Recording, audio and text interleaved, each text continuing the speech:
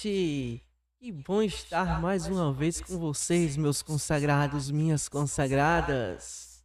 Neste bate-papo formal, ao vivo debateremos a introdução ao universo, a astronomia e perguntas mais frequentes.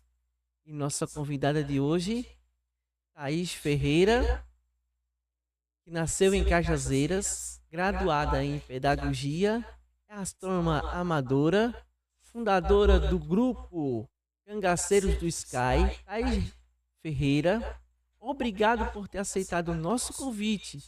Fique à vontade para cumprimentar o nosso público. Que coisa boa! E a gente também está fazendo a parceria também com a DG76, tocando o seu coração nesta noite de quinta-feira. Então vamos aí a nossa brilhante convidada Thaís.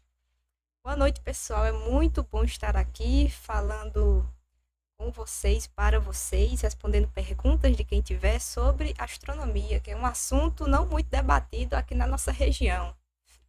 É um prazer estar aqui. Façam perguntas, comentem o que vocês gostariam de saber sobre astronomia. A gente está aqui para dialogar, falar sobre essas coisas, falar curiosidades. É para ser divertido. A astronomia, eu sempre digo, é para ser divertido. Que coisa maravilhosa, né? Só pela energia que ela tá passando aqui, é fantástico. E é um assunto muito bem debatido hoje em dia. Amantes da astronomia por todos os lugares. E a gente tá aqui com essa pessoa maravilhosa que é Thaís. Ela é cofundadora também dos Cangaceiros do Sky. Eu gostaria de fazer a minha primeira pergunta introdutória, Thaís. Como surgiu os Cangaceiros do Sky? Rapaz, não foi um plano elaborado, os cangaceiros. Foi um negócio assim que surgiu praticamente do nada, como o universo. Nós estávamos a observar a conjunção planetária em 2020, que foi uma das conjunções mais incríveis observadas aqui do planeta Terra, que foi entre Júpiter e Saturno. Não sei se vocês lembram que aconteceu isso. Essa conjunção acontece a cada, se eu não me engano, 800 anos. Estava para acontecer no dia 21 de dezembro de 2020. Então, Lavic, que era uma pessoa que também é um amante da astronomia, entrou em contato comigo e falou: E aí, Thaisa, vamos observar a conjunção. Eu vou levar um amigo aí para a gente ver pelo teu telescópio. Eu falei: Pô, vem para cá, vamos ver a conjunção. E aí, o Fernando, que é o outro fundador do grupo, que no caso eu, Fernando e Lavi, que somos os cofundadores, nós três, nós nos reunimos lá no sítio e fomos observar essa conjunção maravilhosa entre Saturno e Júpiter, os gigantes gasosos.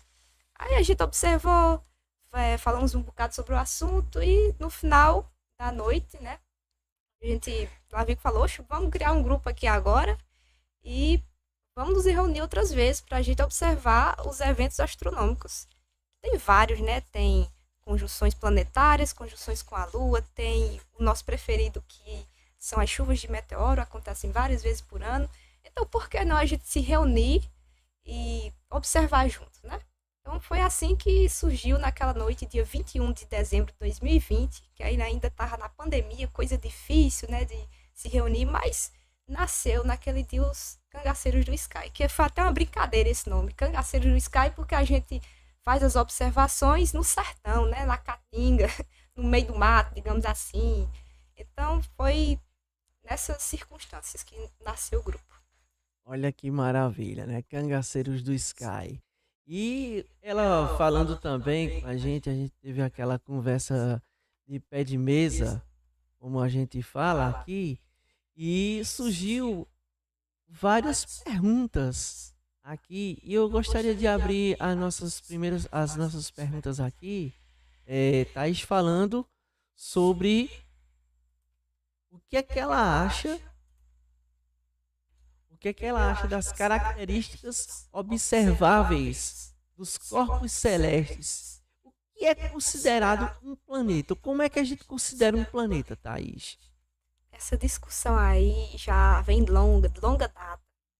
E para ser considerado um corpo celeste, ser considerado um planeta, bastava ele ter duas características, que é ele orbitar uma estrela e ele ser redondo. E aí, nós tínhamos 9 planetas no nosso sistema solar: Mercúrio, Vênus, Terra, Marte, Júpiter, Saturno, Urano, Netuno e Plutão. Qual era o problema que os cientistas passaram a ter conforme os estudos foram avançando? Eles descobriram vários corpos redondos para lá de Plutão e até algumas luas de Júpiter e de Saturno também que correspondiam a essas duas características. Era um corpo celeste redondo que orbitava uma estrela, o Sol. E aí eles, meu Deus, será que vamos ter que dar nome para milhões de planetas? Nosso sistema solar vai ter milhões de planetas? E aí eles pensaram, não, vamos nos reunir e vamos colocar aí mais um pré-requisito para um corpo celeste ser considerado planeta, que é o planeta, o corpo, ter uma órbita limpa. O que isso quer dizer? Além do satélite natural que o corpo celeste vai ter, no caso as luas, ele não vai ter mais nada. Ele vai fazer uma limpeza ali na órbita dele, como se fosse realmente tirar o grosso. Vai ter só o corpo celeste e o seu satélite ou os seus satélites naturais. Plutão, nesse caso, ele não tem uma força gravitacional para fazer essa limpeza e ele não tem uma órbita ao redor do Sol que é só dele. Ele interfere na órbita de Netuno e outros corpos celestes lá do cinturão de Kepler, que fica para lá de Plutão, interfere na órbita dele. Então, por isso ele foi rebaixado para planeta anão, junto com vários outros corpos celestes que tem para lá nos confins do nosso sistema solar. Então, vamos observar 3 características. Tem que orbitar uma estrela, tem que ser redondo e tem que ter sua própria órbita, ser uma órbita limpa. É isso. Olha aí que interessante, tá vendo aí? É muito bom falar sobre astronomia. E ela puxou a próxima pergunta, que é justamente por que Plutão deixou de ser considerado planeta, Thaís? Responde aí pra gente. Plutão ele foi observado pela primeira vez há muito tempo atrás. Foi usando um telescópio. Não tinham nem observado que ele tinha uma lua. Ele é praticamente do tamanho menor que a Terra.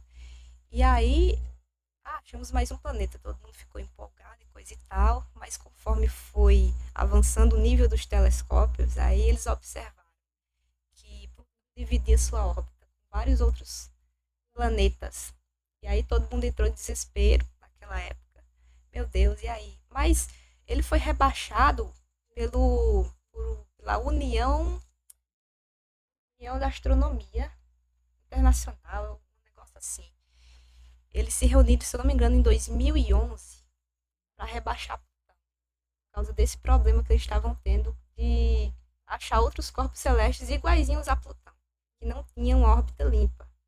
Então, por isso ele foi rebaixado. Mas que coisa, né? Olha, rebaixar um planeta, como é que pode, né, Thaís? Ele continua vivo em nossos corações. Nós amamos Plutão. Com certeza. Olha aí que interessante. A próxima uma que a gente gosta muito de fazer é esta. Porque o nosso sistema solar, somente a Terra tem vida. Por que outros planetas não têm vida? Exemplo, Marte. Será que houve vida em Marte?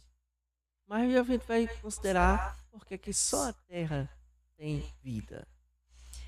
A Terra, ela está num lugar privilegiado do sistema solar, chamado de zona verde, que a gente vai falar um pouquinho mais na frente sobre isso. Ela nem é longe demais para ficar em uma zona mais fria do sistema solar e nem é muito perto do Sol. E tem uma atmosfera que ajuda a vida aqui na Terra, diferente dos outros planetas.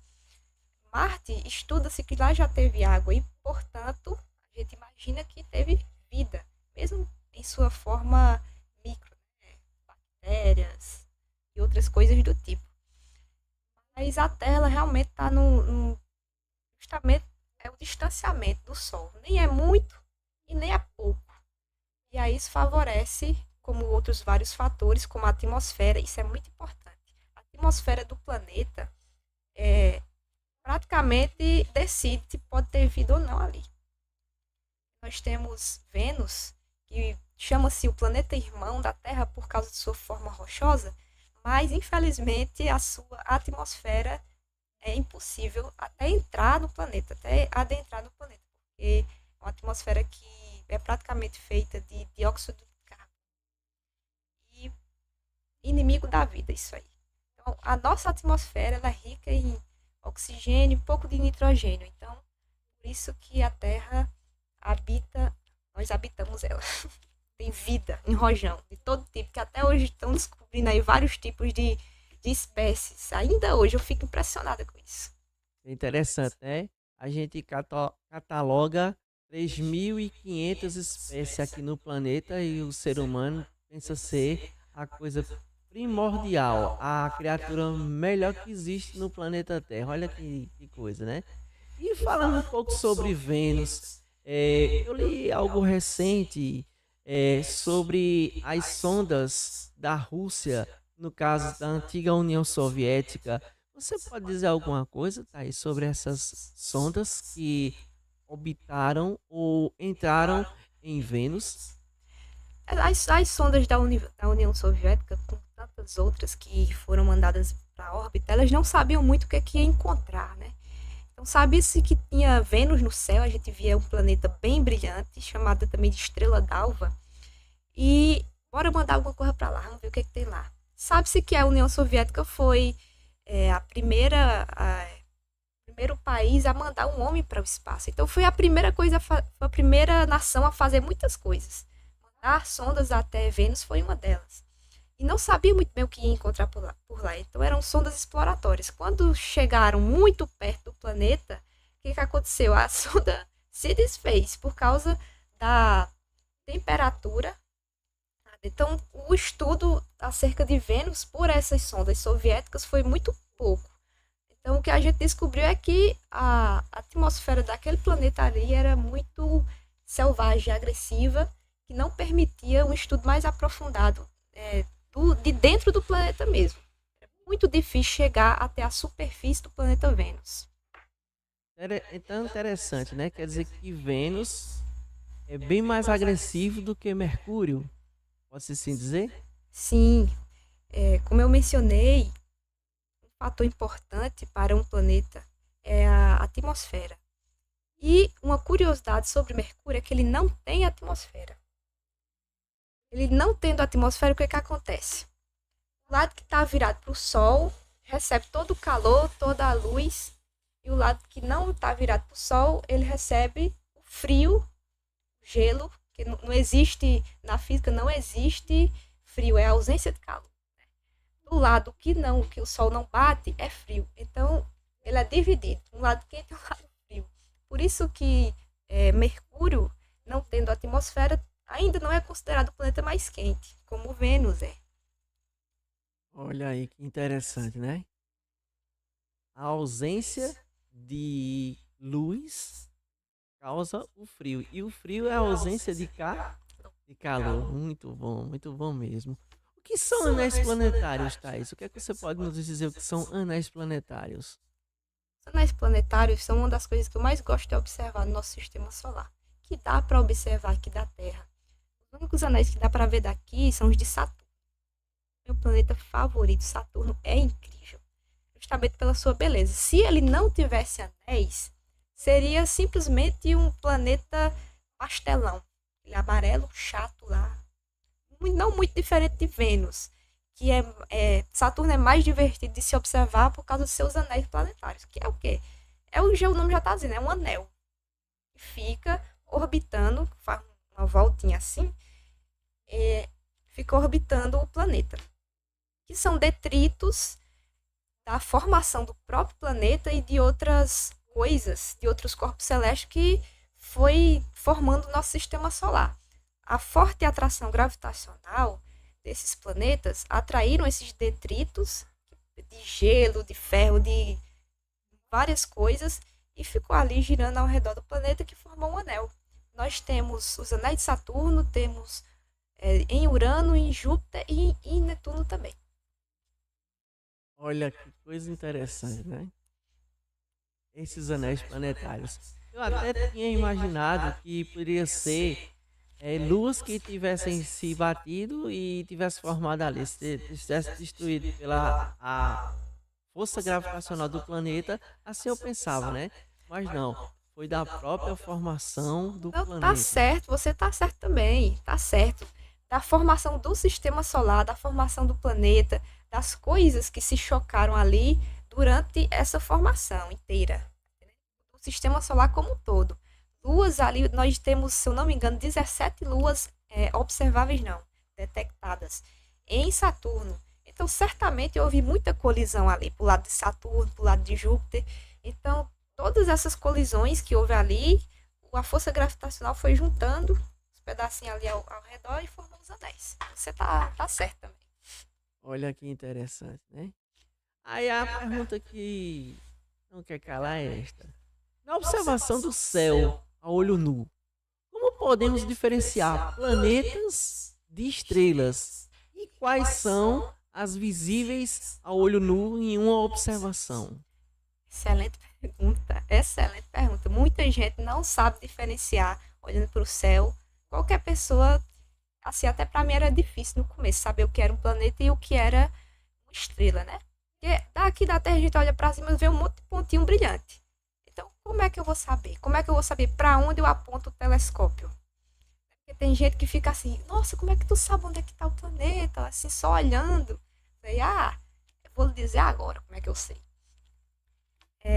Os planetas, eles têm um brilho diferente das estrelas. As estrelas estão extremamente longe e elas cintilam. Elas ficam piscando, como se diz. Já o brilho dos planetas, ele é mais sólido, mais limpo, tá entendendo? Ele não pisca. Se você vê uma luz forte no céu noturno e não tá piscando, cintilando, diferente das outras estrelas, é um planeta. Aí você pode perguntar, tudo bem, mas como foi que os antigos sabiam? E essa é uma história que eu adoro contar. Como é que os primeiros astrônomos, sem equipamento nenhum, né? Como é que eles descobriram? Foi só por isso? Só porque cintilava menos? Não, não foi por isso. Esse povo, esse pessoal aí que observava o céu, eles passavam muito tempo olhando para cima. Muito tempo que eu digo é até anos, tipo, observando as estações do ano, que é muito importante, os antigos observavam isso, né, para delimitar plantios e coisa e tal. Então, a história é o seguinte, eles observando o céu noturno durante uma noite, 2 ou 3, por exemplo, alguns daqueles pontos brilhantes se moviam de forma mais rápida que os outros. E esses pontos eram, deixa eu ver, 5, vamos lá. 5 não, 4. Eram 4 pontos. Mercúrio, Vênus, Júpiter e Saturno. Então, 4 pontos no céu se moviam bem mais rápido que os outros. Então, eles pensavam, rapaz, será que isso aí não é um planeta? Por quê? Qual a lógica? Se está se movendo mais rápido no céu, pode ser que estejam mais perto. As estrelas, como elas formam constelações, eles até deram nomes bem interessantes para as constelações. A minha preferida é Escorpião, porque se você observar, é um escorpião do mesmo jeito. E a constelação de Escorpião, por exemplo, ela tem um período de nascer no horizonte e passar a noite, que é agora em maio, inclusive está no céu agora Escorpião. Olhem, observem Escorpião no céu, é lindo. E ele sempre surge, Escorpião, em maio e vai passando. Isso durante anos. A diferença entre uma constelação e uma estrela, o movimento dela não vai mudar durante os anos. Agora o dos planetas muda. O planeta ele nasce em uma época do ano num canto, depois não nasce mais. Por exemplo, há 4 anos atrás, em hora dessa, durante a pandemia, eu estava lá no terreiro observando Saturno e Júpiter, que em hora dessa estava no azimute, bem no centro do céu. Mas agora eles não estão mais. Por causa da sua órbita, por causa que eles estão mais próximos da Terra. Né? Então, esse movimento aí foi observado pelos antigos. Por isso eles descobriram que sem equipamento nenhum, sem nada, que aqueles 4 pontinhos ali eram planetas. na história a gente vê esses povos maravilhosos, por exemplo, os sumérios, os babilônicos, os egípcios, eles eram astrônomos natos. Olha que interessante, astrônomos natos. Por quê? Porque sem observar, é como a gente falava naquele bate-papo formal. é, os sumérios, eles tinham os zigurates, e esses zigurates serviam para guardar as plantações, fazer cultos religiosos e a observação à astronomia. A astronomia está desde sempre, por isso que é uma ciência maravilhosa. E uma das pessoas que eu admiro desde os anos 80, quando eu acompanhava os programas Cosmos, é justamente Carl Sagan. Você pode dizer para nós aí sobre Carl Sagan? Carl Sagan, ele é, para mim, um dos cientistas de renome mais importantes para a astronomia, né? Porque ele conseguia falar com as pessoas de forma que elas entendessem e eram coisas complexas, como, por exemplo, a explicação da quarta dimensão. Ele nos coloca como seres 2D para que a gente, uma folha de papel, nós não iríamos enxergar o 3D. Então, nós, como seres 3D, não vamos conseguir enxergar 4D. Ele explicou, é bem melhor que essa, mas Carl Sagan, eu já li vários livros deles, e inclusive tem um que eu li recentemente, que ele fala sobre os demônios que assombram, que nos assombram agora, que é justamente a ignorância. E aí eu lembro de. Você falou aí dos povos, eu lembrei de uma história interessante sobre a ignorância. Vários relatos no mundo inteiro falam sobre cometas. Relatos que eu falo é as pinturas, né, dos povos mais antigos que tinham. E aí, a maioria das passagens dos cometas nessas épocas antigas, quando eles desenhavam, eles ficavam com muito medo, os povos, né? E aí eles desenhavam que os cometas traziam maldições, traziam doenças. E o que eu acho interessante é que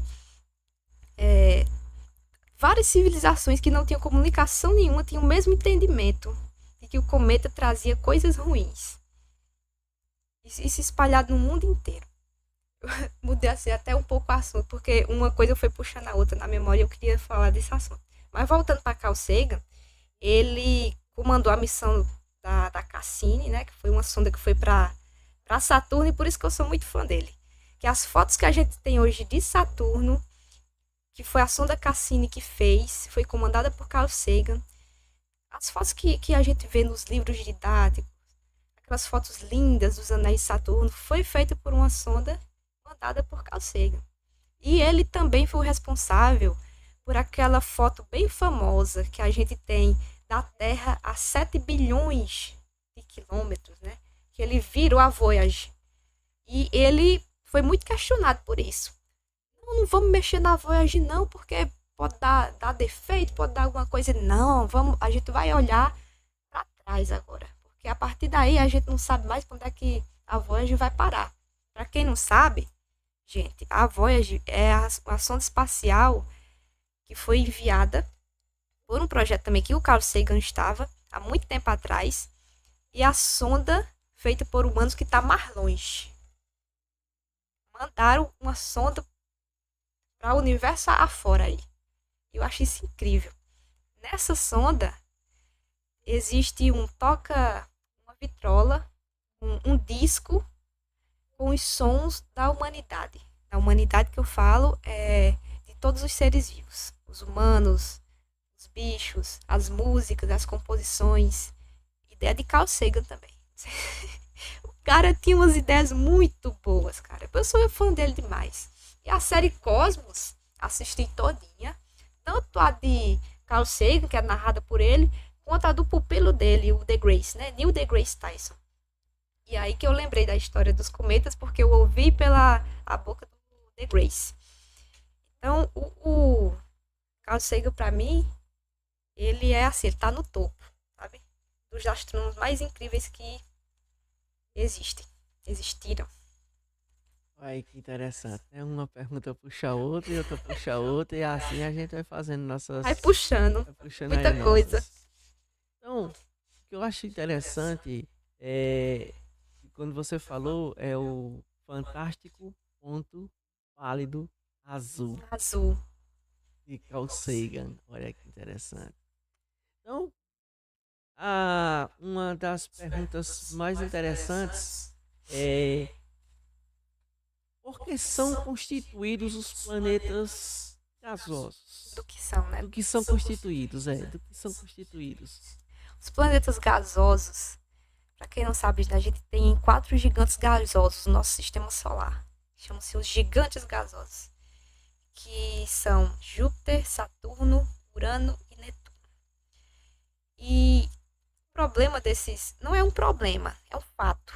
Eles não têm superfície.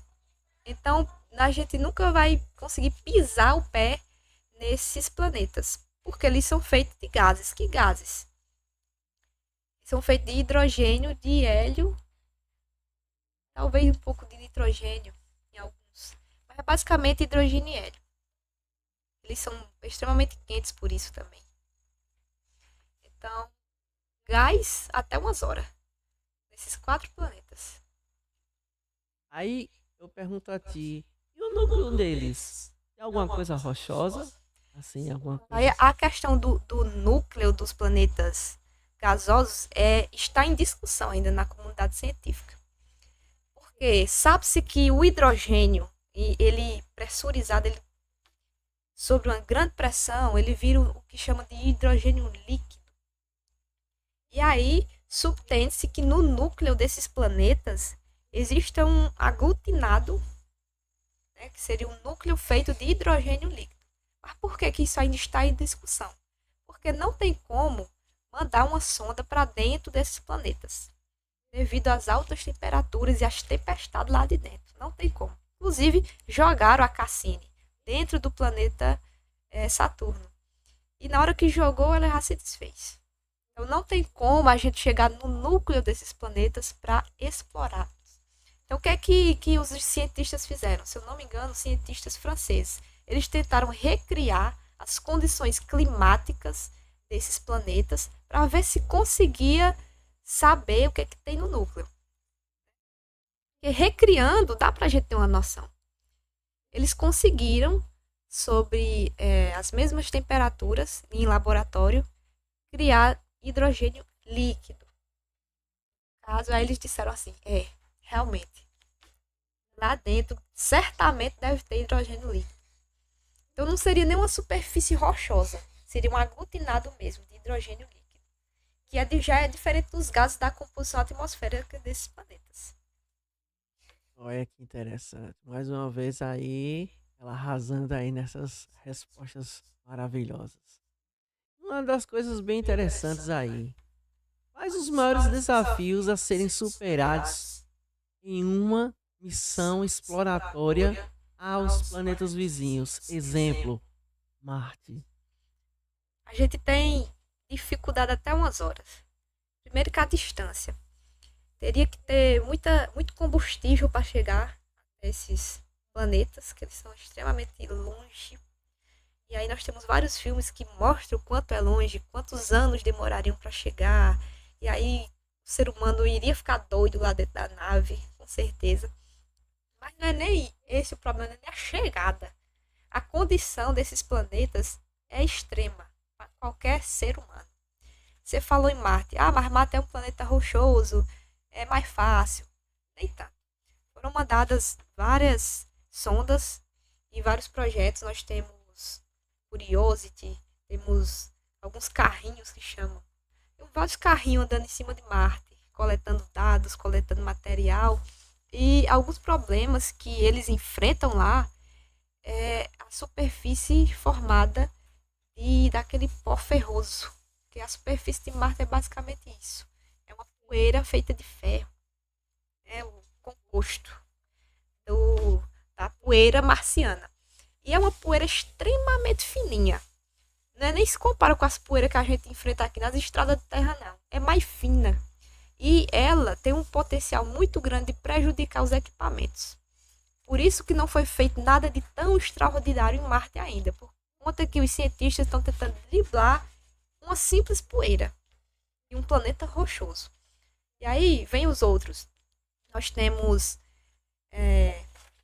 nós temos Vênus, que eu já falei que tem a temperatura dele da superfície, não, da atmosfera. É um absurdo, 475 graus. Não entra, não entra nem sonda lá. Mercúrio não tem atmosfera. E nós, seres humanos, seres vivos, nós precisamos de uma atmosfera para nos proteger. Certo?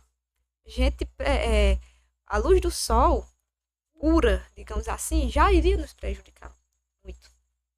Aí nós temos os planetas gasosos, que eles já são mais distantes, eles não são frios, tem superfície, né, para pisar em cima. Então, o que dá para fazer nesses planetas é explorar por fora e à distância. Mas uma missão interplanetária saindo aqui da Terra com seres humanos ainda é uma questão inviável. Vamos ver se o Elon Musk vai ter alguma ideia. É porque dizem que vão enviar humanos a Marte. E há poucos anos aí na frente. Mas eu quero ver como é que ele vai fazer. Porque esses desafios são imensos para serem superados.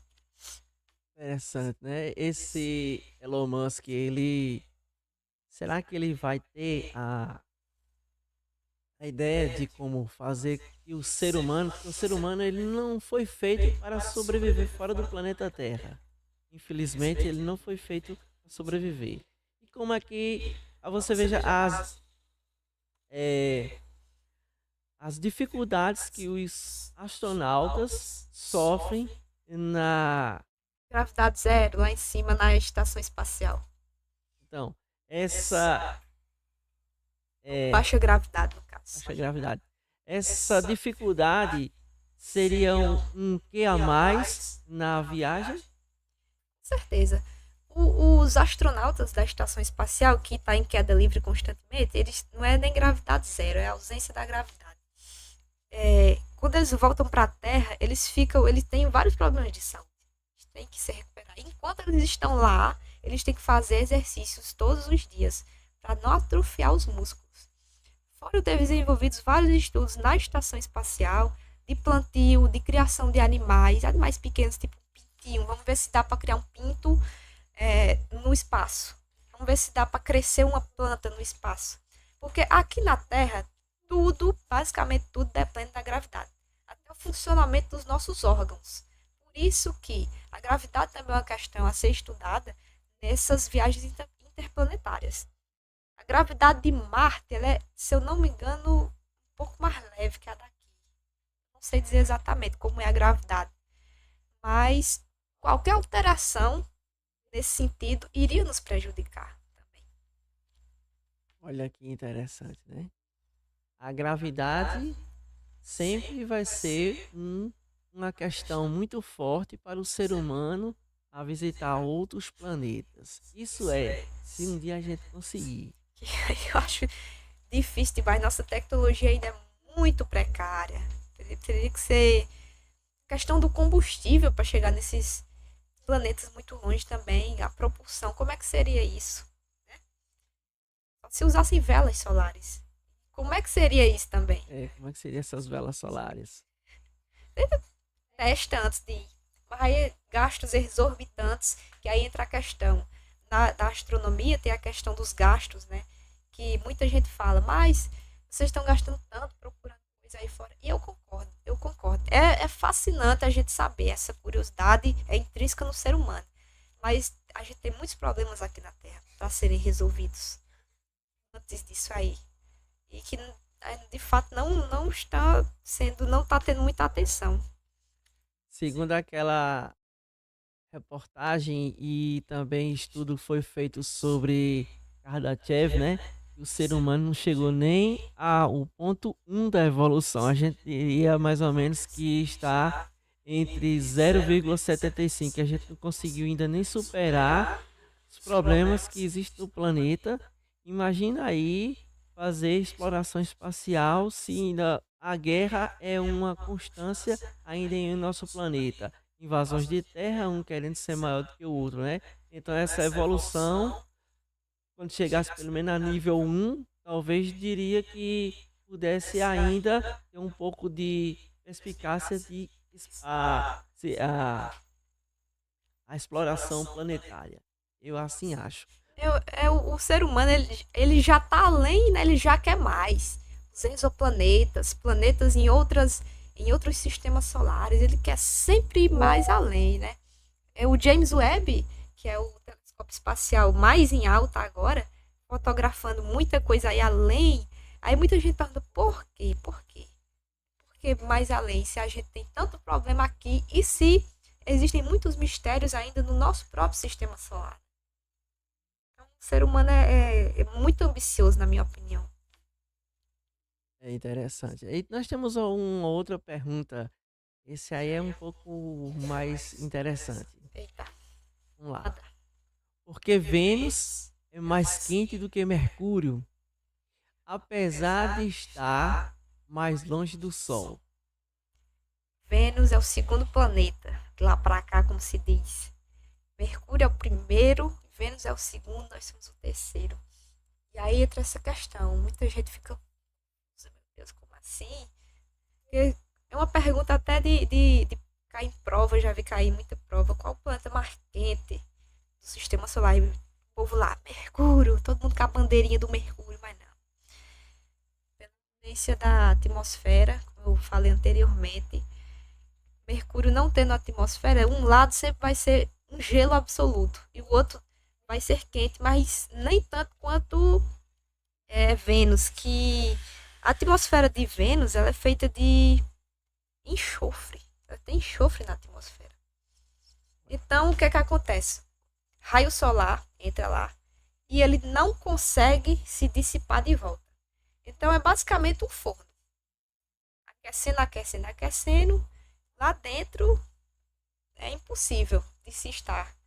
Dizem que na atmosfera acima, um pouco já chegando, beirando o espaço, pode ser que haja vida em forma de micróbios, né? De microbactérias. Porque ali já não é tão quente quanto lá embaixo, que é impossível até de explorar.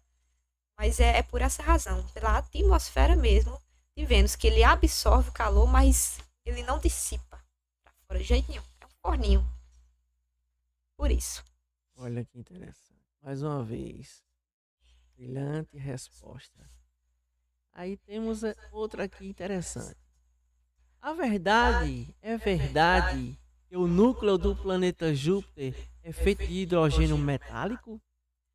Sim, a gente já falou ainda agora sobre isso. Uhum, Não, não é uma verdade absoluta. absoluta. Não é uma verdade absoluta. Inclusive aquela amostra de hidrogênio metálico líquido que foi feita pelos franceses, eles perderam.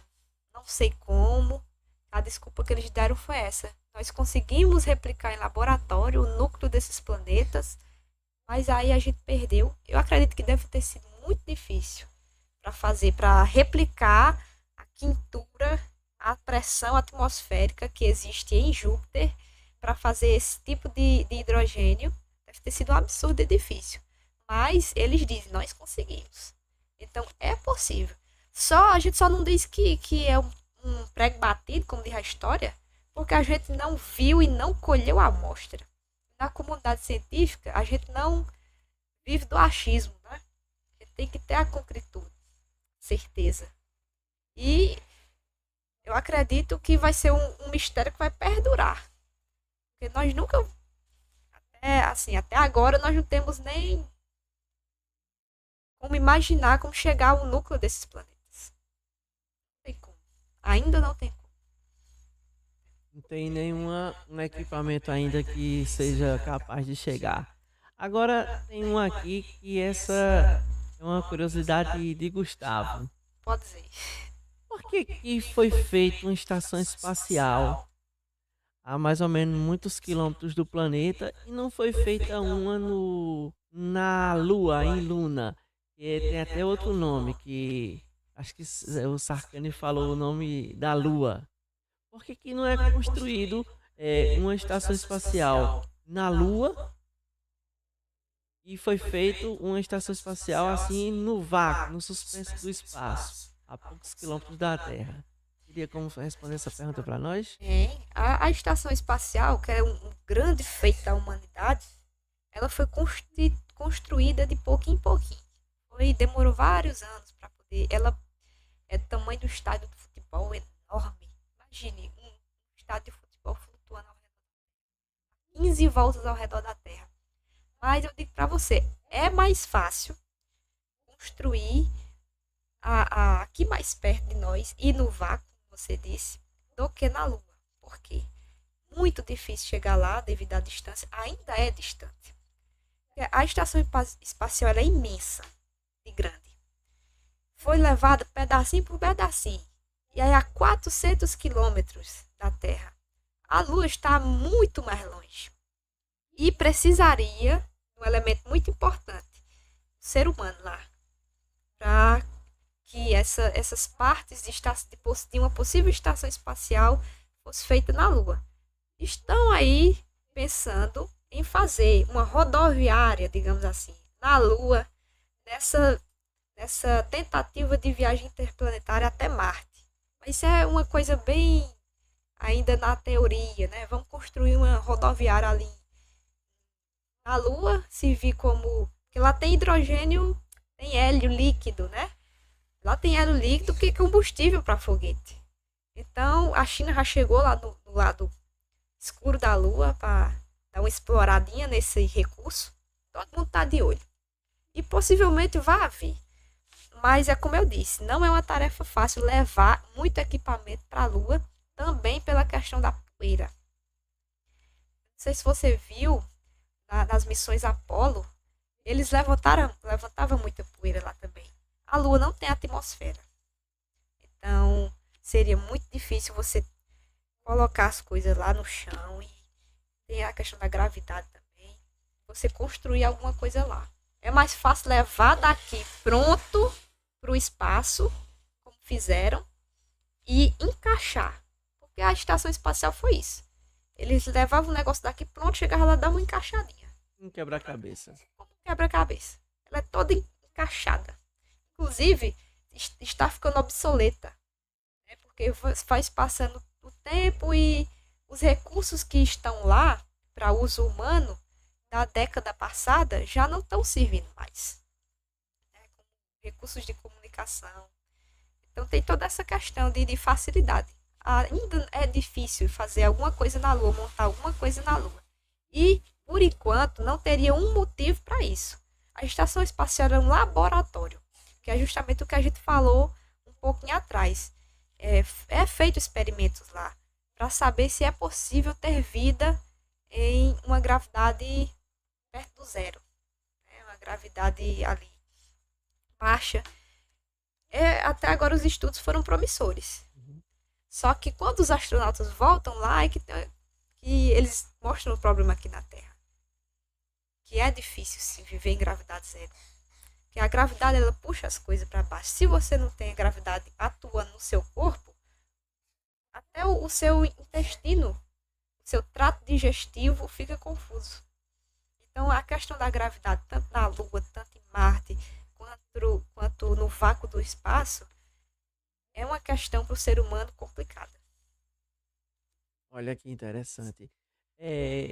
Também existe também a dimensão daquilo que existe luz. E a gente sabe das teorias dos buracos negros. O que você pode dizer pra gente dos buracos negros? Eu tenho medo. Eu tenho medo de um buraco negro, meu irmão. O buraco negro, ele consome tudo ao redor dele. Ele distorce luz. Tudo que chega perto dele é consumido.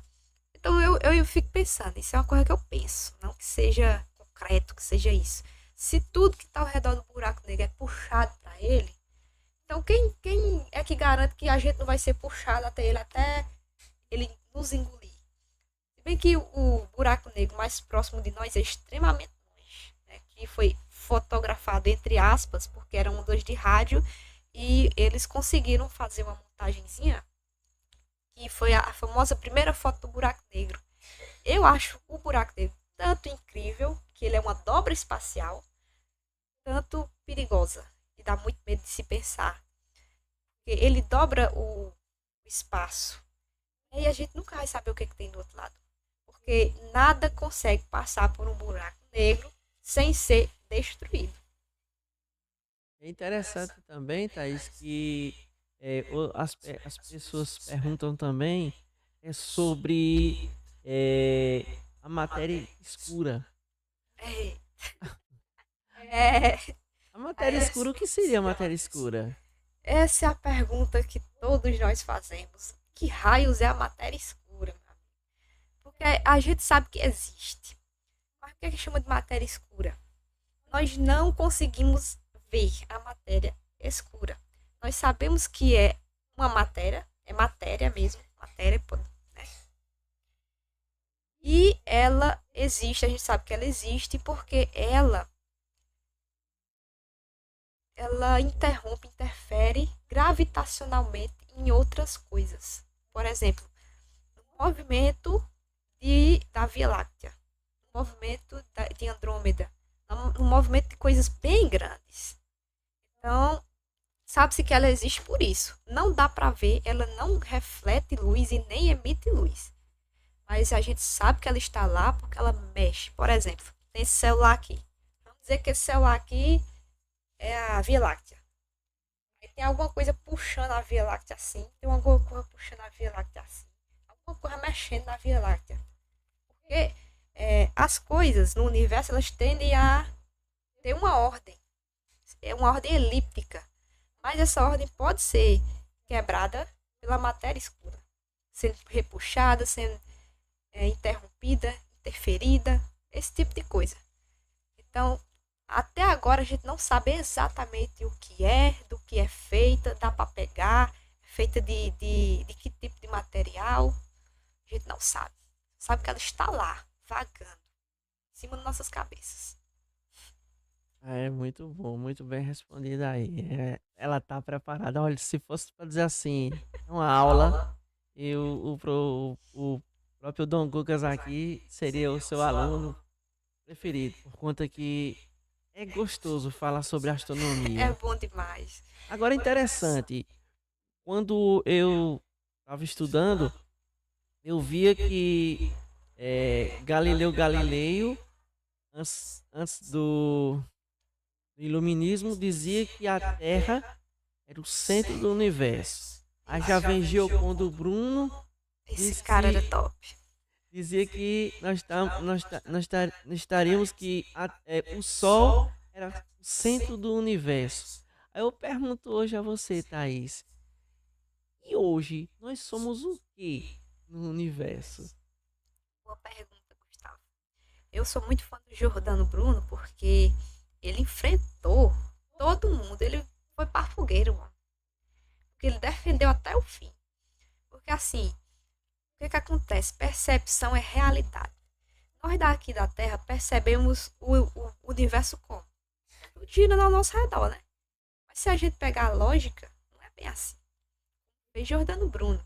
Inclusive a observação dos planetas, como eu te falei há um tempinho atrás, foi um dos critérios para ele chegar ao pensamento de que a Terra não era o centro do universo. Né?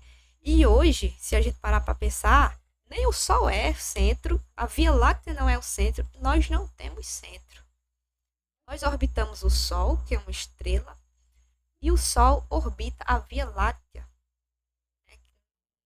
Várias estrelas como o Sol orbitam a Via Láctea, que é a nossa galáxia, e várias outras estrelas em outras várias galáxias.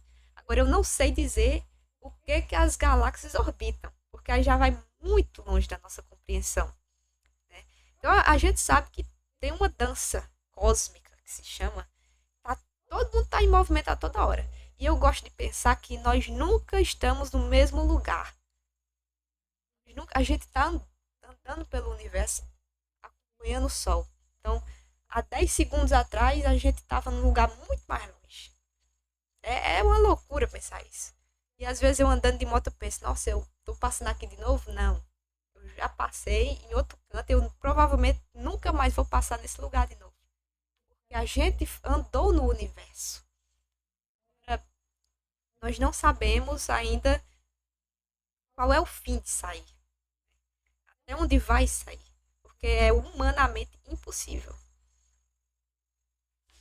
Então, e é porque a gente tava falando aí de pessoas aí do século XVI, do século XV, mentes brilhantes, Brilhantes. mentes Sem brilhantes. equipamento nenhum, os caras sabiam de tudo.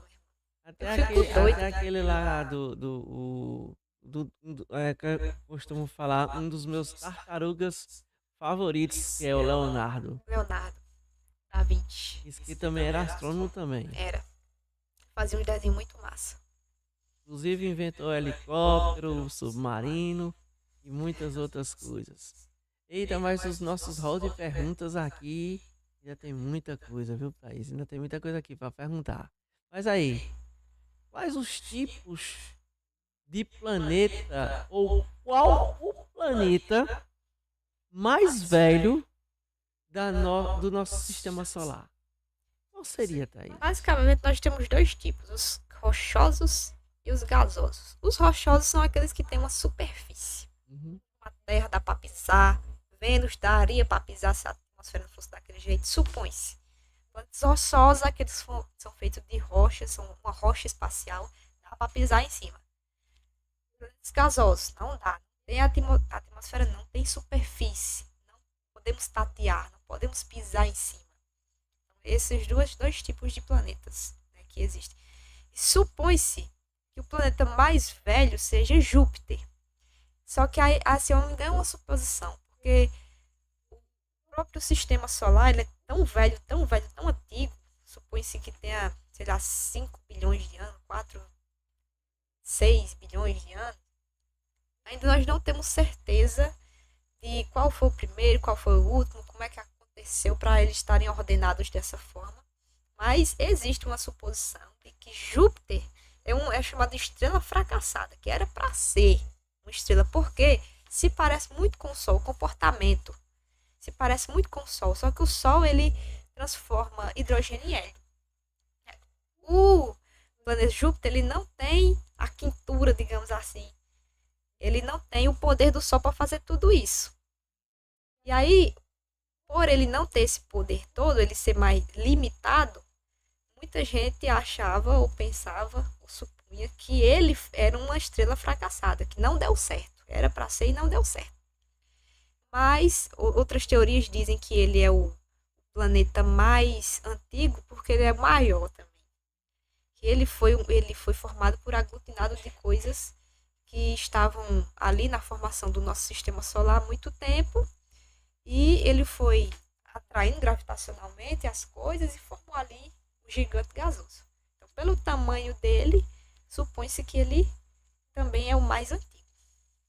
Nesse caso aí, tamanho é documento. Olha que interessante, né? Júpiter seria o planeta mais antigo do nosso sistema solar. Olha aí.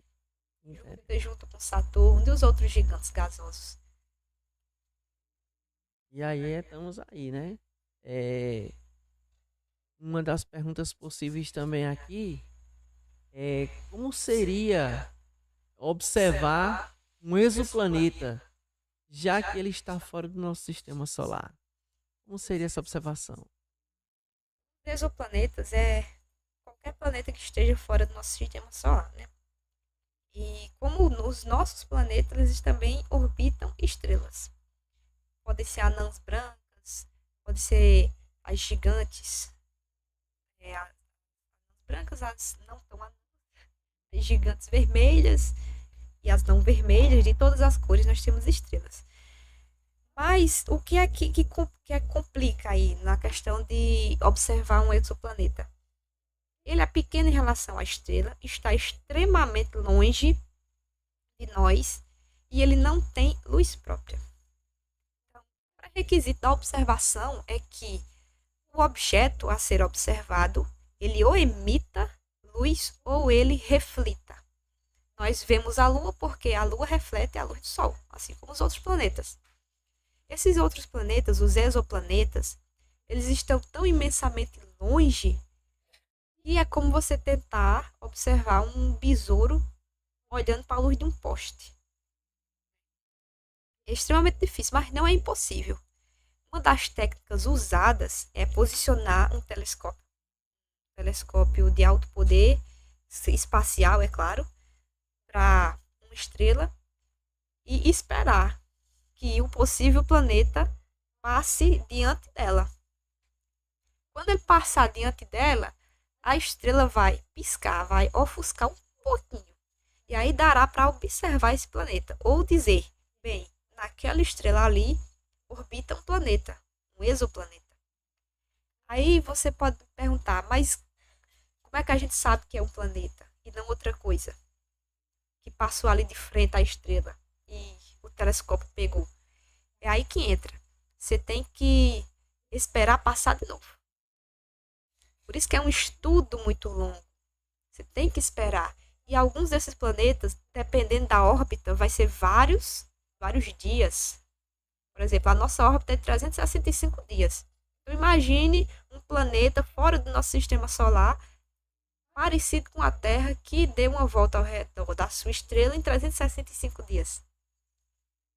Então você tem que estar anotando. Está na hora de apontar aquele telescópio, porque há 200 dias atrás passou alguma coisa de frente à estrela. Vamos ver se passa de novo. Se tiver ordem, provavelmente é um exoplaneta.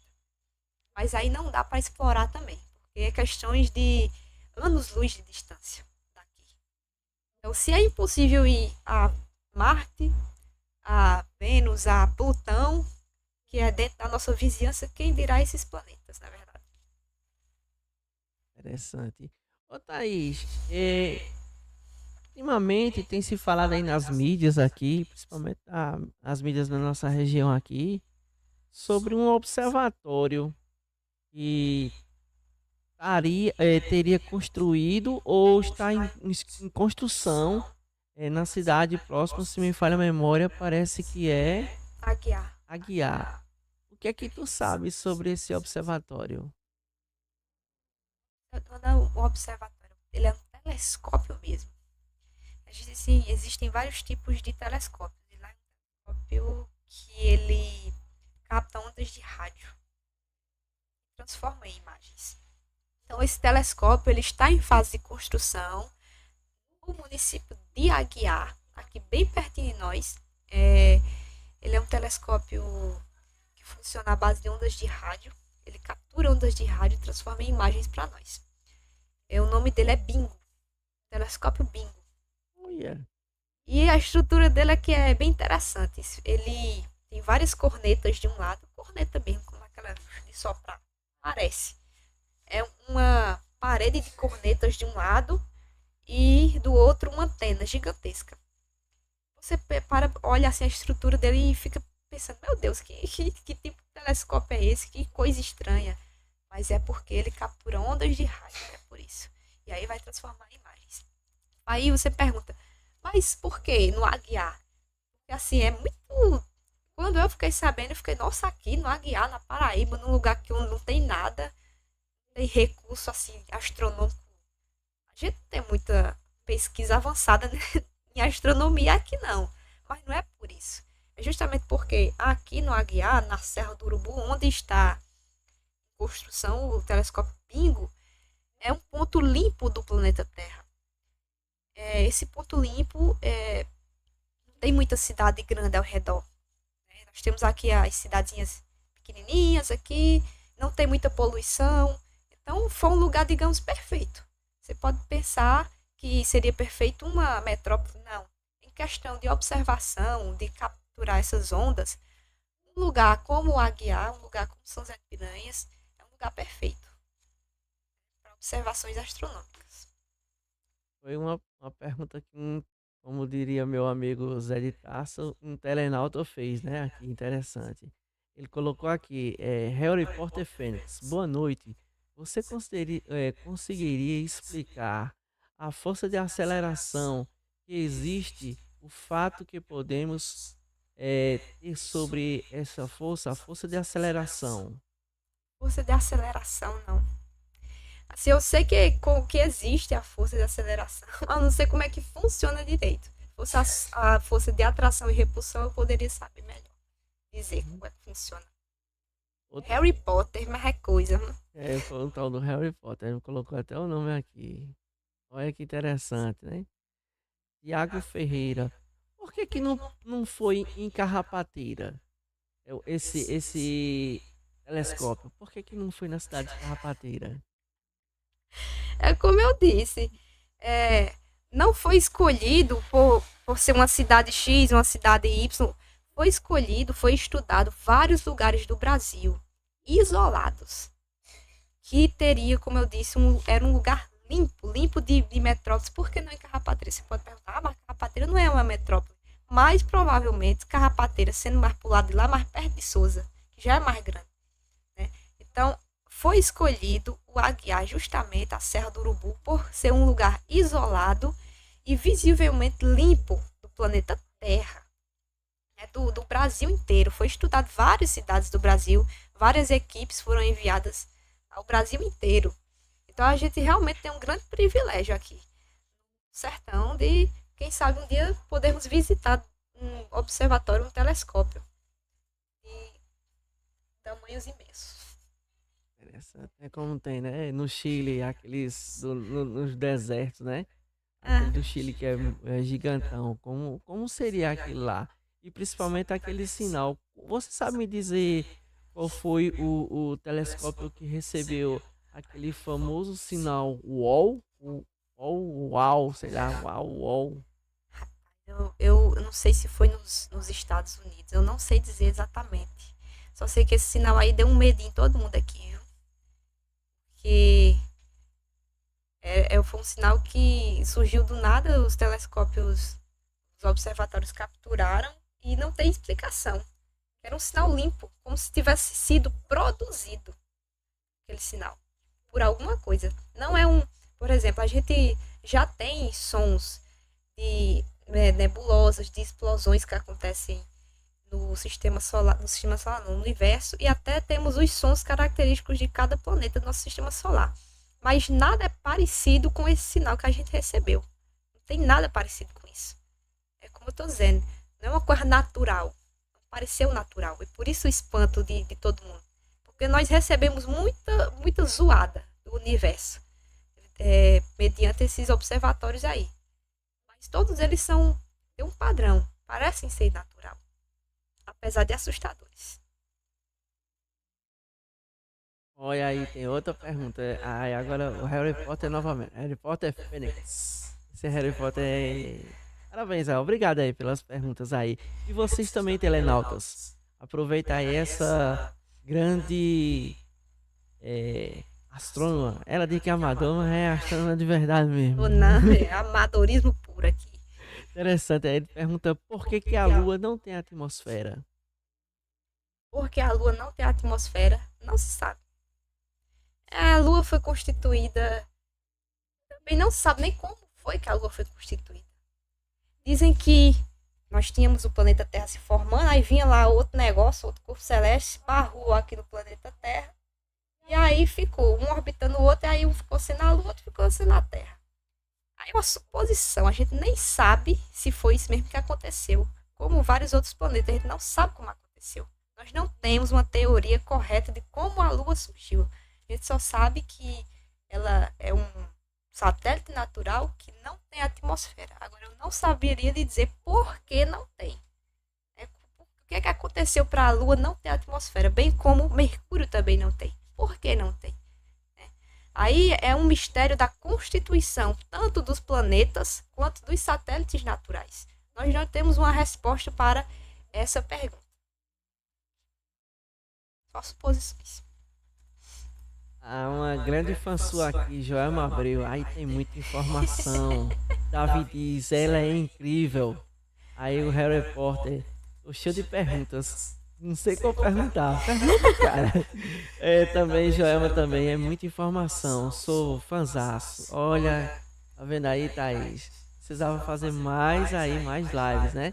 E que interessante aí também aí que vinha mais pessoas, mas aí ela se dispôs e disse: eu vou dar o pontapé inicial para os cangaceiros do Sky. Olha que nome interessante, né? Meus amigos hoje, eles ficaram muito ocupados com a volta das universidades que estavam em greve. Aí eu vim representá-los, mas eles ainda virão. Muito bom. Ele disse que tá cheio de perguntas, o Harry Harry Potter. Potter, Tá cheio de perguntas, mas nem. Aí Davi, tem um Davi aqui. Aí, você saberia explicar pra gente o que é o braço da Via Láctea? em noites bem escuras, que a atmosfera ela limpa, se a gente observar o céu, ele tem um rastro, né? Que muita gente chamava de o rio de leite, que é a Via Láctea. E parece realmente um rio de estrelas, mas que hoje a gente chama de braço.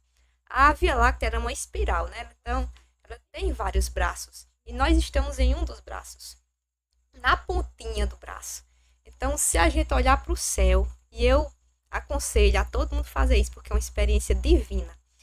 Se olhar para o céu, você vai ver, do mesmo jeito, um braço, assim, atravessando de uma ponta a outra.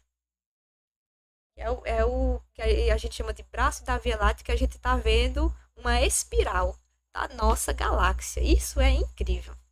É simplesmente um dos braços que compõe a nossa galáxia, que dá para ver aqui da Terra. Aí também tem muitos elogios também aqui, ó. E Sara Carvalho também. Parabéns, Thaisa, você é incrível. Obrigada, Olha Sara. aí, tá vendo? Outra pergunta também aqui, o Harry Potter de novo. Eita, Harry Potter, menino. Harry Potter tá dizendo assim: há regras para a colonização do espaço? Tem disputas. Como tá havendo aqui na Terra, sempre houve, mas não que eu saiba que exista um tratado tratado espacial de exploração. Eu não sei se existe esse tratado. Só sei que regras também não existem, não. Por exemplo, vamos pegar uma nação qualquer da planeta Terra. Se essa nação quiser explorar o planeta Marte, existe alguma coisa que impeça? Não existe. Só se a nação for extremamente rica, tiver muito dinheiro, tiver condições de ir a Marte, vai. Eu não sei se existe alguma regra tipo sobre armas, sobre destruir de alguma forma esses planetas. Vai que tem uma nação maluca aí que queira destruir um planeta. Eu não sei porquê. A gente não sabe porque os humanos fazem vários tipos de coisas. Vai que. Mas eu não sei se existe. É uma boa pergunta. Eu não sei se existem regras para a exploração espacial, não. E, antigamente tinha a corrida espacial entre a União Soviética e os States, Unidos, né? States. Aí, Joelma também faz uma pergunta também para você, sua fã, né? Joelma. Sim, Joelma. Qual a diferença entre astrologia e astronomia? Uns nomes parecidos, né? Muita gente confunde.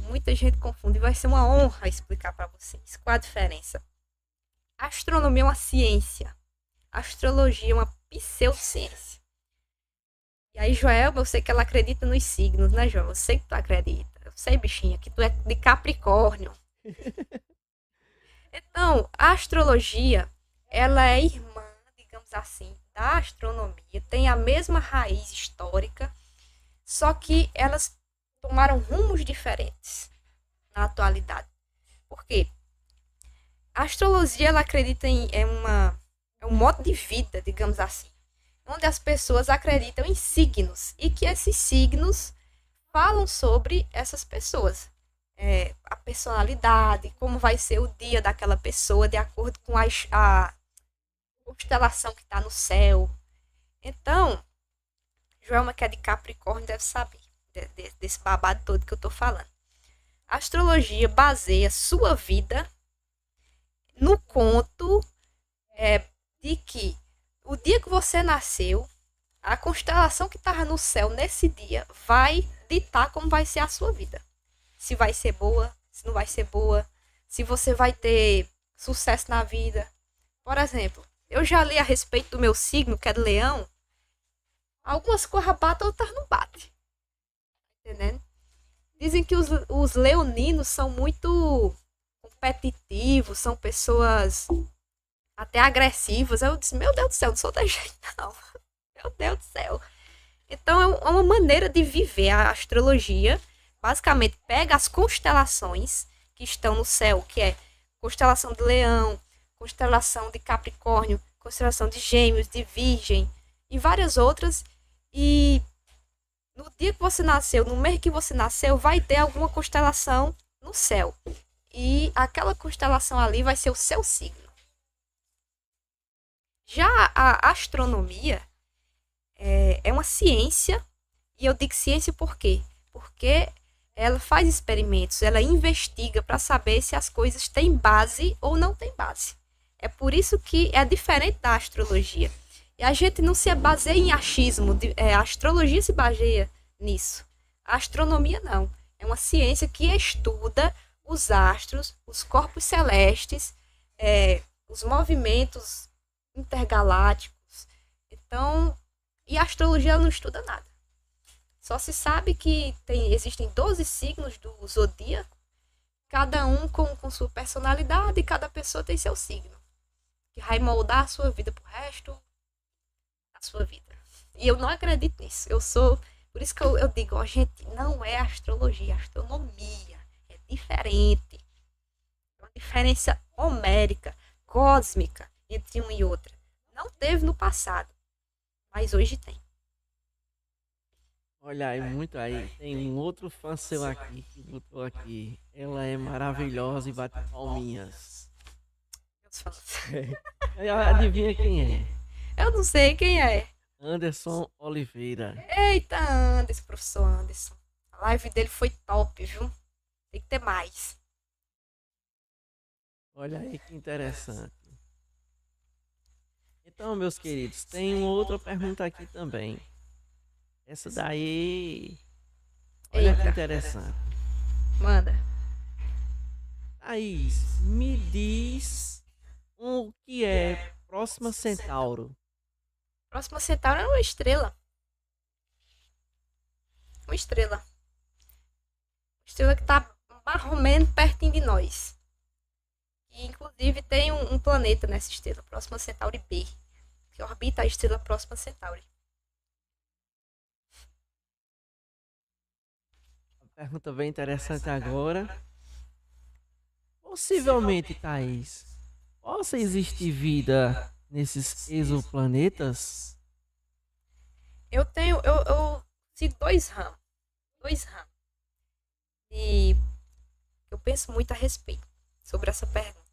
É o seguinte, o que nós entendemos de vida, nós seres humanos? Coisa orgânica, precisa de água, de algumas condições bem específicas, extremamente específicas, para viver. Se nós tomarmos como base esse pensamento, de que existe uma condição específica, que é aqui a da Terra, nós vamos procurar vida sobre essas condições. E aí, será que tem em outros planetas? No nosso sistema solar a gente pode descartar. Aí você pensa em outros planetas de outras várias estrelas.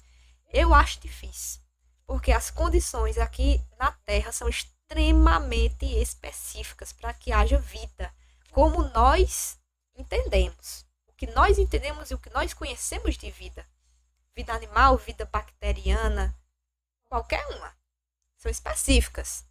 E teria que ter a mesma coisa ou algo parecido nesses outros planetas. E aí eu acho difícil. Aí a gente pode pensar pelo outro ramo. E se, aquilo que eu conversei contigo outro dia, existir um tipo de vida que não necessite dessas condições específicas que nós conhecemos, que nós entendemos para viver. Se por acaso em algum planeta existe uma condição que a gente nem entenda, porque o que a gente entende como ser humano é o que a gente já observou aqui nos nossos estudos. Pode ser que exista aí no mundo afora, universo afora, seres vivos que consigam sobreviver sobre outras condições. E aí fica um mistério. Será? Será que existe? Eu estava assistindo uma série, Big Bang, a teoria, e eles lá fazem essa suposição. Como é que seria um ser vivo que vive em outro planeta, digamos assim, quais seriam basicamente as características deles, já que eles não recebem a luz solar como nós, qual seria a dimensão desse ser? E eles lá imaginaram que esse ser, ele basicamente sobreviveria, a composição dele, o modo de vida dele seria todo baseado no tato. Por quê? O universo é basicamente muito escuro para lá, né? Então, se existem planetas que. Planetas não. Existem alguns corpos celestes que estão perdidos por aí, que eles não orbitam estrela. Se tiver algum ser vivo lá, que ele viva no escuro. Aí, ele, basicamente, esse ser vivo, um dos sentidos que ele teria primordial é o tato. Não teria visão, poderia não ter audição, mas ele teria, sim, o tato. E aí foi quando eu pensei, eu assisti na série, foi quando eu pensei, rapaz, pode ser que exista uma vida por aí que não seja baseada nas condições de vida que a gente considera. Olha aí, tá chovendo de perguntas, Thaís. Eita. Tá chovendo de perguntas agora. Coisa boa, né? É boa a interação do público. Vamos lá, tem aqui o nosso querido Júlio César. As estrelas se apagam quando morrem ou elas duram para sempre? As estrelas, elas queimam. Inclusive, o nosso Sol vai ter um fim um dia. Elas queimam, elas têm um combustível. As estrelas transformam, elas têm hidrogênio, que é transformado em hélio. Então, ali é uma combustão de longa data, digamos assim. A nossa estrela, a gente não precisa se preocupar agora. Não vai explodir agora, não, mas sim. Elas têm um fim, sim. Elas podem colidir uma com a outra. E aí pode formar um buraco negro, dependendo aí da tensão gravitacional entre elas. Elas podem virar uma supernova, elas podem virar uma nebulosa. Então, conforme elas vão queimando o combustível, elas vão virando uma anã, que é a anã vermelha, e aí existe uma explosão colossal, que a pressão vai aumentando no núcleo da estrela e aí explode. Elas não ficam para sempre, não. Inclusive, gente, tem uma estrela no nosso céu que eu venho reparando nela há muito tempo, que pode ser que ela já tenha explodido, que é a Betelgeuse, né? Que é o ombro de Órion. Tem as três Marias, aí em cima, um pouco acima, tem o ombro, esquerdo e o direito, tem a cabeça. O ombro, eu venho reparando que já perdeu muito do seu brilho. Eu digo assim que nos meus 26 anos, eu reparo desde criança. Essa estrela era muito mais brilhante antigamente, há 10 anos atrás. Porque eu comecei na astronomia muito cedo, uns 5 anos mais ou menos. Então eu venho observando há muito tempo. E quando eu li a respeito que essa estrela poderia já ter explodido, Betelgeuse, eu fiquei, nossa, é mesmo. Eu tenho observado que ela está estranha. Eu sei o nome de um bocado de estrela, eu converso muito com elas. Então eu tenho reparado que ela está estranha. Se por acaso ela explodiu, vai viajar, a explosão dela vai viajar pelos cantos do cosmos e vai chegar até nós. E dizem que o clarão dela vai durar alguns dias. Vai ser um clarão imenso. Nós nunca tivemos assim uma experiência do tipo de recebermos a explosão de uma estrela, o brilho, né? Que vai, porque viaja no espaço e vai chegar em algum lugar. Pode chegar até nós. E eu tô doida que esse dia chegue. Olha aí que interessante, muito bem. E aí tem a pergunta do Podtaço, Eita, pode estar. um outro podcast, irmão nosso. Olha aí que interessante. Bem-vindos. Podtaço diz assim: a matéria escura, que corresponde por 23% de tudo que há e tudo que existe no universo, observável, olha, observável. Observável. Muito bem, Podtaço, é assim mesmo, é O observável. universo observável, é isso aí. No universo, é realmente escura mesmo? Ela chama-se de matéria escura porque a gente não consegue ver. Aí colocaram esse nome aí, que esse nome é até um pouco confuso. O povo acha que é escura porque ela tem uma cor preta, digamos assim.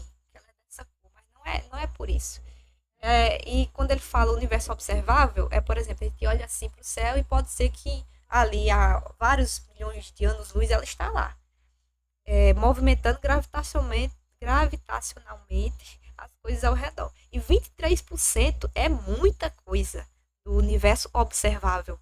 É muita coisa. Porque se sabe que o universo é praticamente vácuo. Mas 23%, esses 23% que a matéria escura está agindo, ela está interferindo gravitacionalmente em outros corpos celestes. Mas não é que ela é escura, é que a gente não consegue ver. Então, se nós fecharmos os olhos, vai ser escuro para nós. Esse é o entendimento que nós temos. Então, é escuro porque nós não enxergamos. Mas não que ela, de fato, tenha uma cor preta ou marrom, desse tipo, não. É incrível aí. Obrigado aí, tá dizendo obrigado pela resposta. Exponha. Olha, tem aqui também outro também. O chat não para. Eita, meu Até Deus. com religião, a gente vai deixar essa daí pra depois. Vamos se inteirar assim. Júlio César pergunta, né? Júlio César, deixa eu ver aqui. Júlio César também tá perguntando bastante. Tem um aqui dizendo o seguinte: se por acaso um astronauta se desprendesse da estação espacial, ele chegaria à órbita da Terra? Se ele se desprendesse, a estação já está em órbita na Terra. Então, se o astronauta se desprendesse da estação espacial, provavelmente ele também iria ficar. Provavelmente, que eu digo, mas eu pensando nisso não é tão certo. A Terra atrai gravitacionalmente a estação espacial, a ISS. Comparado com o tamanho da ISS, o astronauta é ínfimo. Então, ele poderia sim cair na órbita da Terra e ficar orbitando a Terra, mas também ele poderia se desprender da estação espacial e não ficar na órbita da Terra, porque ele é ínfimo, ele é pequenininho em relação à Terra. Então, a Terra provavelmente nem iria perceber a existência do astronauta para que atraísse ele para que ficar na órbita da Terra. Então, ele seria esquecido no vácuo do espaço. E detalhe, se isso acontecesse, ele não iria apodrecer. Assim, o corpo do astronauta ficaria intacto. Eu acho muito interessante, uma forma interessante de morrer. Ficar lá o corpo flutuando pelo universo. Interessante. Tem uma pergunta aqui, Thaís. Eu não sei nem como perguntar. Tá perguntando assim: se Deus criou o universo, aí pela religião, né? Se Deus criou o universo, quem criou Deus? E quem criou esses deuses? Bem, aí eu não, como não tenho religião nenhuma, mas acredito em Deus. Deus, ele não foi criado. Ele não foi criado. Porque como é que alguém que cria absolutamente tudo pode ter sido criado por alguém? Porque se ele criou tudo, o criador anterior dele poderia também criar tudo. É porque assim, nós seres humanos, quanto ao tempo, o tempo disse que é uma dimensão também. Nós somos limitados no nosso pensamento. O tempo interestelar, por exemplo, é uma dimensão física. E nós não conseguimos nem imaginar exatamente como seria o tempo com uma dimensão física. Então, nós somos extremamente limitados como seres humanos. Então, essa questão aí sobre criação, sobre Deus, eu realmente não poderia responder por causa dessa minha limitação.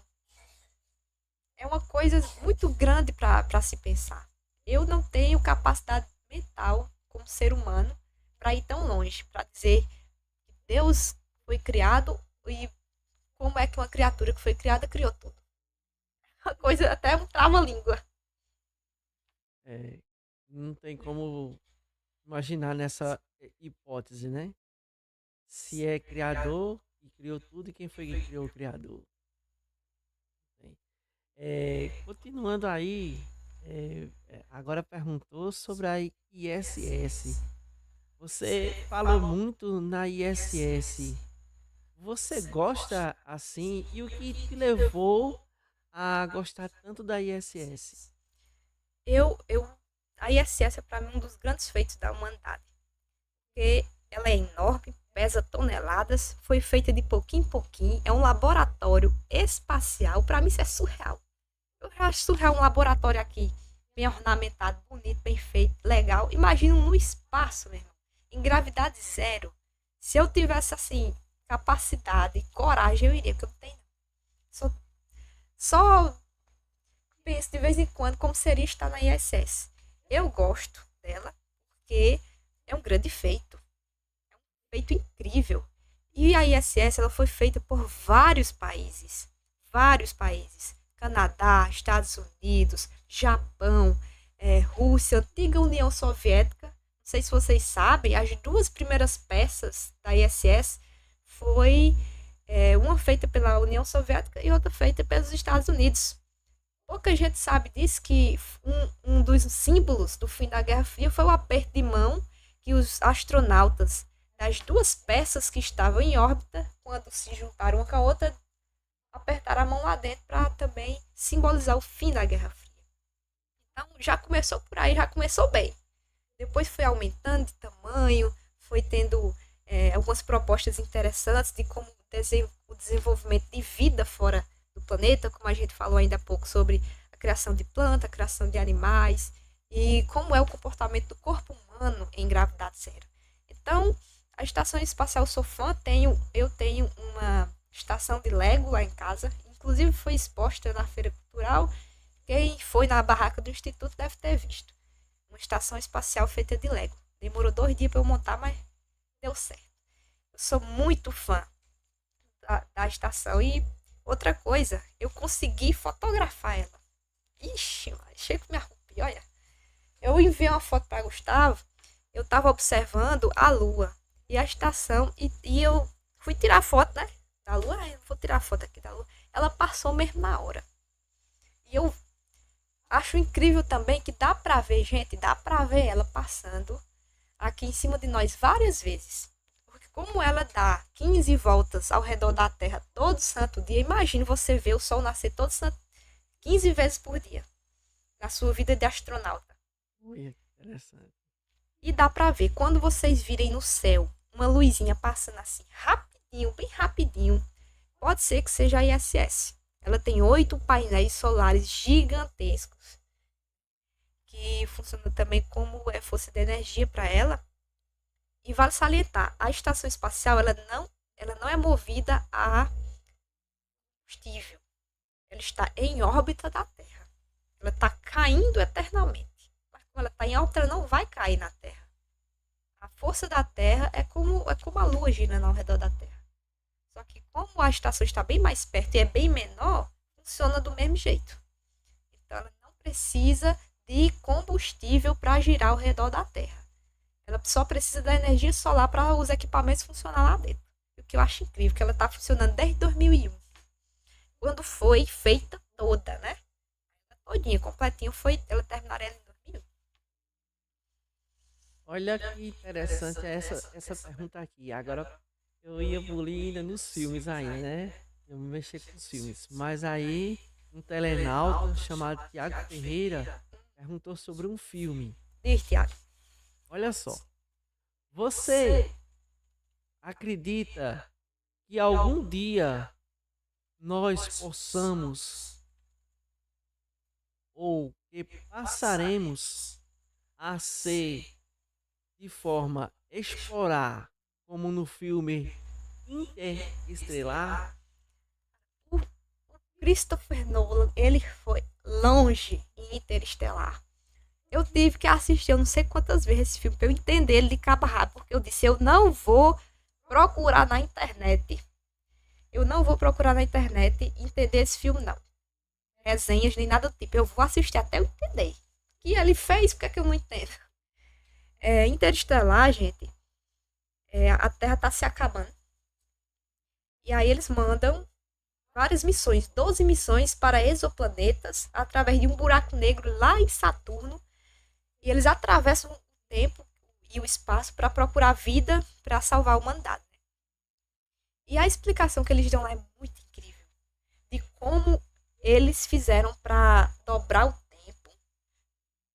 E como eles viam o tempo como uma dimensão física. E aí eu não acredito que a gente possa fazer isso, Tiago. Porque Interestelares fizeram umas paradas lá que foge da nossa compreensão, que é justamente entender o tempo como uma dimensão física. Quando o astronauta cai lá no hipercubo, que eles chamam, ele tá vendo aquilo que a gente tá vendo ali é simplesmente o tempo palpável. E nós não temos a menor capacidade agora de fazer isso. Então, assim, eu não imagino que a humanidade vá chegar a esse ponto aí, não. Até porque o Hawking já morreu. Eu acho que quem podia era ele. Já morreu ele, já morreu o Carl Sagan. Então, eu não vejo nenhum grande astrônomo, uma mente brilhante surgindo, como esses já surgiram. Se esses caras fossem eternos, talvez, assim, tipo o Einstein, sabe? Esses caras tiveram uma mente, assim, surreal o tempo deles. O tempo deles. E atualmente eu não estou acompanhando umas mentes tão brilhantes dessa forma. Pode ser que o mundo é grande, né? Pode ser que surja aí de repente. Mas eu não acredito que a gente possa entender o tempo como uma dimensão física em um futuro próximo.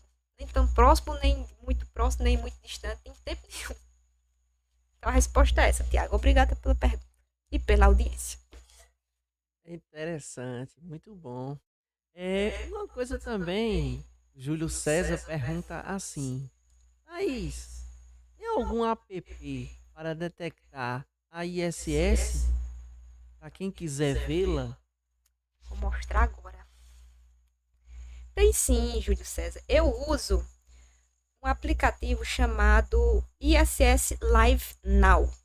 Anotem aí, ISS Live Now, que significa ISS ao vivo agora. Esse aplicativo, esse aqui, ó. Não sei se dá para ver aí. Pronto. A ISS, ela está nesse exato momento sobre o Oceano Pacífico Sul. E ela vai passar daqui a pouco em cima do México. Esse aplicativo, ele mostra tanto a câmera que está apontada para a Terra, aqui ao vivo. Tá vendo aqui embaixo? Você está para ver. Aí é ao vivo. Nosso planetinha, que a ISS está nos mostrando. E aqui é um gráfico que mostra a passagem, onde é que ela está agora. Está em cima do Oceano Pacífico e vai passar em cima do México.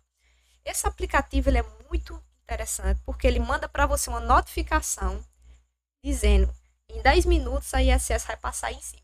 Assim que ele diz não, sabe? Eu tô dizendo do jeito que... Pronto, amanhã, 4h40 da manhã vai passar. Visível para nós. Mas aí é muito cedo. Domingo, visibilidade total às 4h40 da manhã. Nos próximos dias não vai aparecer, ela não vai aparecer não. Só de madrugada mesmo, para quem quiser observar. Eu já fiz isso. Quando ela passa com visibilidade total em cima da gente, ela parece com Júpiter. Só que ela é mais brilhante que Júpiter ainda. Ela é enorme, enorme. Praticamente uma bola de fogo atravessando o céu. E esse aplicativo ISS Live Now, ele mostra tanto onde ela está agora, quanto as próximas passagens dela exatamente em cima da gente. Você bota lá com a cidade que você tá e já detecta. Muito bom, Thaís. Existem outras perguntas aqui, mas praticamente você já respondeu elas. Eu gostaria que você fizesse aí suas considerações finais e convidasse o nosso público, nossos telenautas, para os nossos próximos episódios com os cangaceiros do Sky. Gente, obrigada pela audiência. Eu fiquei muito feliz que eu vi muita gente aí fazendo perguntas interessantíssimas. Não sei quem é Harry Potter, mas as perguntas são muito boas, Harry Potter. Valeu aí pela audiência. E, gente, nós planejamos vir aqui com o restante do grupo, porque eles têm muito conhecimento para distribuir. A conversa vai ser muito legal. Com Lavic, com o Fernando, futuramente com Soraya, com Débora, que são as últimas integrantes do nosso grupo. E é sempre bem-vindo todos aqueles que gostam de astronomia, que olham para o céu, que contemplam, que acham aquilo ali um absurdo de lindo, que pesquisa, que lê a respeito. Então, eu sou sempre ouvidos para essas pessoas, para vocês que estiveram aí nos fazendo várias perguntas, dialogando com a gente. Eu fiquei surpresa, assim, eu estou muito feliz com as perguntas, o pessoal é muito atenado, gostei demais. Então, quero agradecer a vocês que estiveram nos acompanhando. Agradeço muito a Gustavo por essa oportunidade. Eu nunca estive em um podcast, em uma rádio, em nada do tipo, nem de frente para uma câmera, a primeira vez. Não sei aí como é que eu fui para vocês como oradora, né? Mas eu quero muito agradecer. Obrigada, Gustavo, pelo convite.